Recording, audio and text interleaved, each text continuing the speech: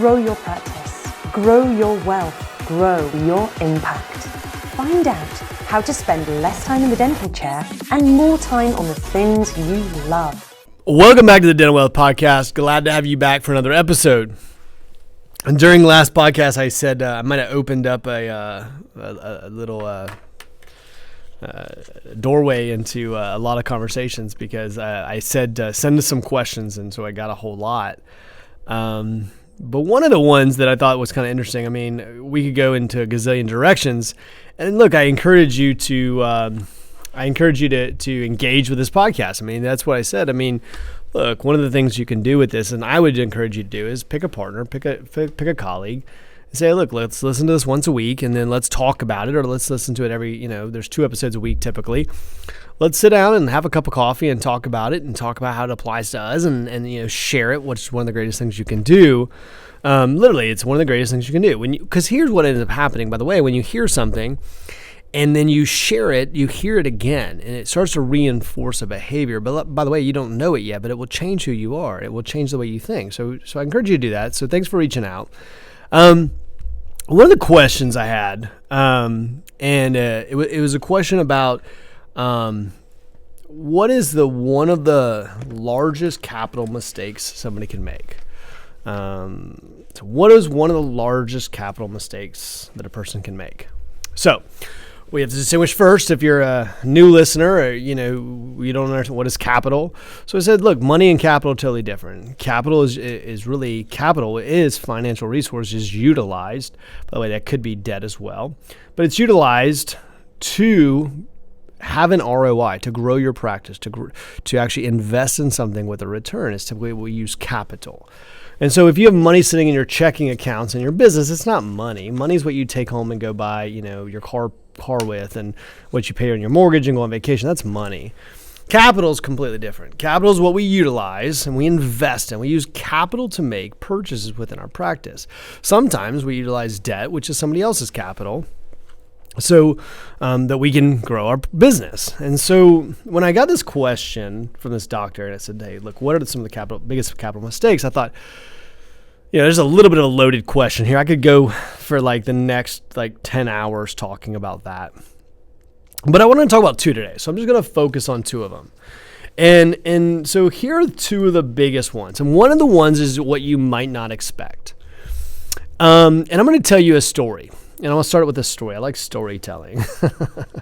So I get this doctor, and I might have told, sometimes I recycle stories, so who knows? I might have talked about it in this podcast before, but so, matter of fact, I'm certain I've probably talked about it. But anyhow, this guy, because I'll never forget this conversation. The guy comes up to me and says, I've got this many locations, and I'm this, that, and the other. And he says, I've got, we'll just call it $500,000 in my checking account, and why would I need you? And I remember that conversation. It's probably why I brought it up on this podcast, because it's never it's blown my mind since I met this person.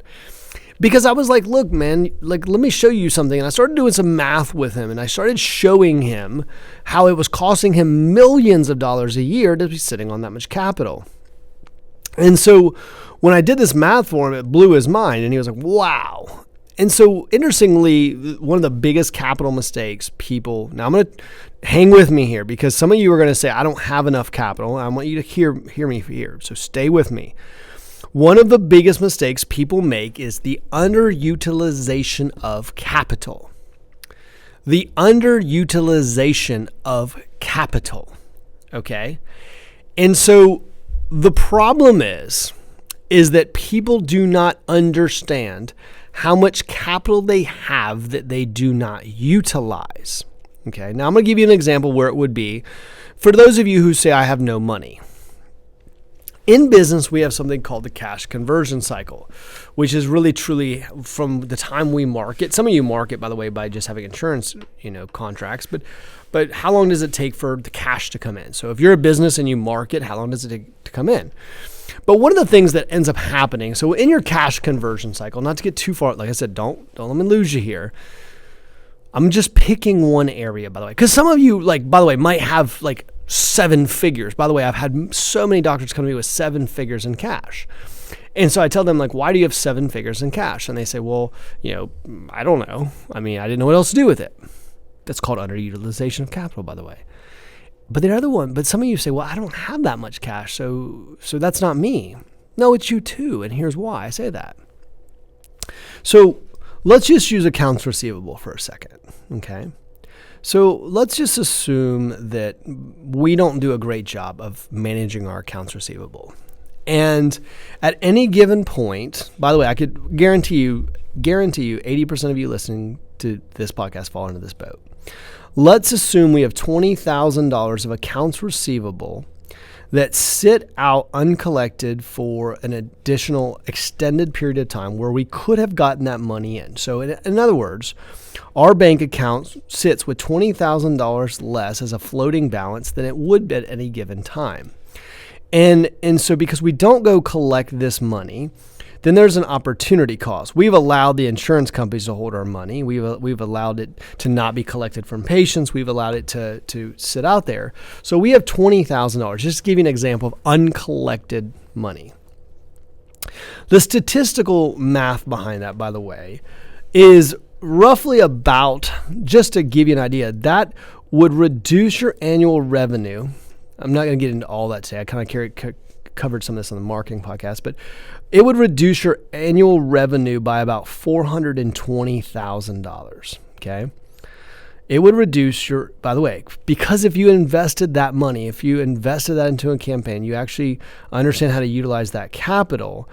In other words, I could take $20,000 and I could typically grow a practice another $420,000. And you say, well, Eric, maybe that sounds excessive. Okay, we'll cut it in half. Let's say it's $210,000. Could I do that? Absolutely. Could I take that $20,000 and buy a piece of equipment that would give me another, right? So it might be a course that I take. It might be the fact that I take that $20,000 or $40,000, whatever you end up sitting with a balance, and I don't go after that money. And because I don't put that money in marketing, or I could have bought another operatory, and I didn't. I took out debt. I float with a holding balance in debt. Now, debt's less expensive than equity, but what ends up happening is when we look at that, we start to say, oh my gosh, if I actually started looking at underutilized capital. By the way, I just gave you one area. I could probably look at your practice and find 100 areas. But it's just giving an example. For those of you who say, well, I don't have any money, I guarantee you that I could go find $20,000 to $40,000 in your business right now as a floating balance. That if I was able to shorten your cash conversion cycle, and I was to get that money in quicker into your business, if I was to do that, I could then take that money and I could invest it.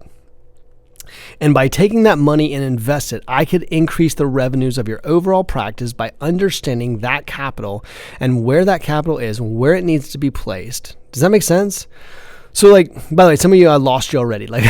Don't get lost. This is why I said it's hard on a podcast of 30 minutes to break out all the math, because ultimately I'll lose 90% of you. And so, this is some of the things I explain when I'm working with clients, but I want you to hear me on this, and this is what I want you to take from this part, is that I would say 98% of you listening to this podcast right now, maybe 99%, have you underutilized capital. And maybe it's 100%, but have capital that's not being deployed right now. And you keep taking out debt, and you keep taking out debt, and you keep taking out debt, and you keep taking out debt because you don't properly utilize capital. You don't get capital in quick enough, or you have a balance. Now, there's another part of you. So let's just say that we need, here's another side of this. Let's say that we need, so give me another example, Eric. Give me another, okay, Eric, I hear what you're saying. Okay, maybe it's an AR. Give me another example. Okay, here's another example. Let's assume that our payroll and our fixed expenses, okay, and let's say those numbers together, and I'm just going to make up a number, okay, let's call it $80,000 a year. Excuse me, a month. So it's $80,000 a month. You have to have $80,000 a month. And let's just say that you float at 110. So you have a floating average around $110,000 in your account versus $80,000. Now, why do you not have the 80? It goes to the second part in a second here. So you float with this $30,000 additional. Between those two examples, by the way, there's $50,000 that just floats in your business that you're not using, you're not utilizing, you're not investing, you're not doing anything with it. And so because you're not doing anything with it, what ends up happening is you're missing out on a key quantitative result that if you got after that capital, see, because you get what you measure and you're not measuring that. And I'm going to tell you why, by the way, you keep excess capital. I'm going to explain that to you in a second. But what ends up happening is because you have all this excess capital. Now, I teach our clients a system to utilize to not let that happen. It's one of the things we do at Tower Leadership is just teach you a system so you don't sit on it. But why I teach that system is because I don't want you to have all this capital sitting out there that you're not utilizing. And so what ends up happening is businesses literally could grow easily another $400,000, $500,000, $600,000 by the way, they're paying a tremendous amount of interest expense, which is reducing cash flow, which is creating stress, and then there's qualitative results on that, right? Maybe on your heart, your stress. So we look at this and go, well, man, that's one of the biggest. Okay, Eric, what's one of the biggest capital mistakes? People sit on too much underutilized capital. One of the biggest capital mistakes that businesses make is they sit on too much uninvested capital for way too long. They don't invest it. And because of that, they're missing out on huge opportunities to move the business. And whether that's ends up being capital used to train the team, by the way, which might convert more phone calls, which might convert more case acceptance, right? That could be there. It could be leadership, which I talked about last podcast, which might increase organizational ceiling by increasing organizational health and might retain top talent and go attract more talent, which would make more money. It could be the fact that you bought another opportunity that you've been sitting on. Maybe it's the piece of equipment that you need that will raise revenues. It could be a lot of different ways. And if we don't go after that capital, and figure out and isolate that. Now, in this example, what I was talking about, this gentleman, like his was in the tune of 7-figure mistake. It's a 7-figure mistake. Now, why he had the 7-figure mistake was he got cocky. He got ego. And ego was he felt like he had it all under control because he was able to do that. But he was missing out something tremendously. Does that make sense? He was missing out on something tremendously. So like that's a big thing, like underutilization of capital. If you go back and like if I spent time with you and I actually looked at your business and tried to find out how much underutilized capital, it'd blow your mind. In fact, I just had a great example. I was doing some coaching for a client recently, and literally, like, we were able to use her underutilized capital. Within 12 months, she's eliminated completely all her debt. We were able to find the underutilized capital, invest the underutilized capital, and then basically use the gains to basically pay off all her debt. So she sent me a picture and a text message. She's like, oh my gosh, I have no debt. Life's great. I love Tower Leadership. Well, and that's because of recognizing it. By the way, the reason why she had underutilized capital is I'm going to explain the second reason. So first reason why is because people have underutilized capital that's not being used. The second is people don't plan and save for capital expenditures. And people don't save and plan for capital expenditures. In other words, like, for instance, one of the reasons that I said, let's just say that you need $80,000 in your main account, in your operating account, and you sit on a balance of 110. And I say, why are you sitting on 110,000? And you say, because of the fact that I get scared. Scared equals not planning. Okay. Scared equals not planning. Because ultimately speaking, what are you scared of? Because what ends up happening is, well, I'm scared I get a tax bill. Well, okay, well, let's make sure we plan for that. Well, I'm scared of having a down month. Okay, well, let's put some payroll aside, right? And so what ends up happening is we start actually looking at this and start saying, okay, if we can eliminate the fears that you're scared of and actually do some planning around that, then what ends up happening is then you don't need to sit on an extra $30,000. And what ends up happening is we can put that capital aside so you have the confidence, and then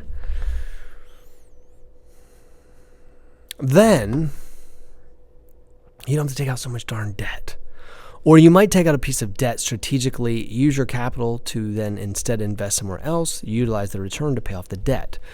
That's probably outside the scope of this podcast, and I probably might have just lost like 30 of you there. By the way, some of you are on this podcast right now going, well, where is he talking about? He's losing me a little bit. And that's why sometimes it's hard on a 30-minute podcast to get too quantitative, because you can sometimes lose people. And this is not a math course. And, I certainly teach people how to use all these methods, but I want you to think about this and go, man, that really makes a lot of sense. Like, if I'm sitting on too much capital, I'm not investing it. Why am I sitting on so much capital? I'm sitting on capital because I haven't done any planning.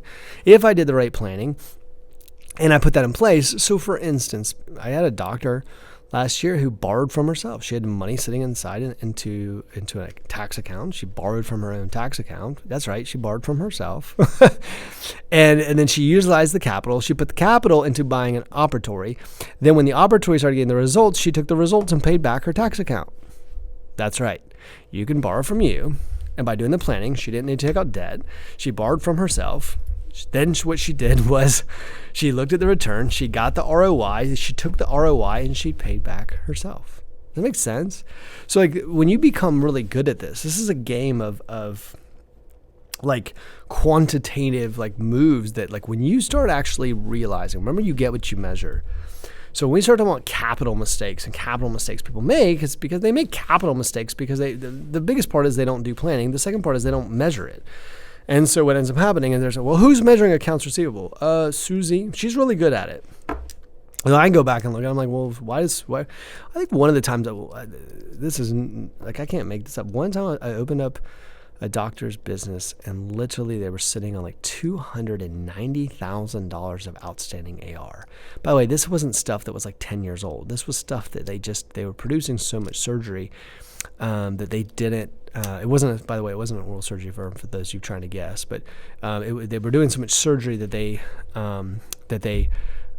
just weren't good at AR, and they were just not collecting, and it was just how much was that costing the practice, right? And here this was a practice that all the way, by the way, when they came to me, felt like they were struggling, and so we start to look at these things and say, look, if I just focused on one key thing, and I would have you go back and look at this and go, one of the key things I need to focus on is capital, and that's why I said I spend a lot of time teaching my clients, like, why do you have to focus on this? And I've said it before, and I don't mean this egotistically. People like me tend to work with firms that are much, much bigger. And so we talk about capital. So if you're a $50 million firm, we're going to talk about capital, right? You're probably going to have a CFO in place who's going to be looking at all the capital decisions. We're going to really talk about what's the better use of capital. We're going to be talking about certain rates that we have to hit to make an investment worthwhile.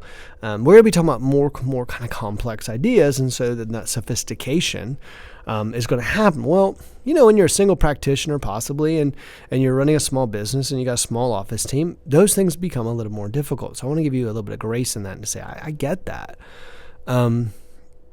But I am saying it doesn't take a long time to create a system to wedge. By the way, you have to create systems around this.